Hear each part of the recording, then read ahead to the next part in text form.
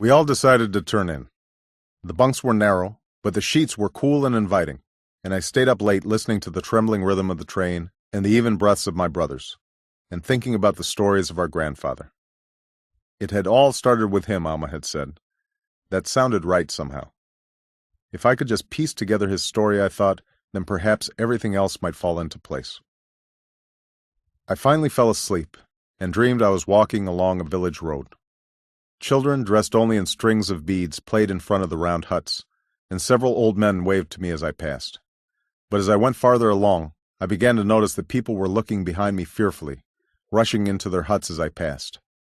I heard the growl of a leopard and started to run into the forest, tripping over roots and stumps and vines, until at last I couldn't run any longer and I fell to my knees in the middle of a bright clearing. Panting for breath, I turned around to see the day turn to night, and a giant figure, looming as tall as the trees, wearing only a loincloth and a ghostly mask. The lifeless eyes bored into me, and I heard a thunderous voice, saying only that it was time, and my entire body began to shake violently with the sound, as if I were breaking apart. I jerked up with a sweat, hitting my head against the wall lamp that stuck out above the bunk. In the darkness, my heart slowly evened itself.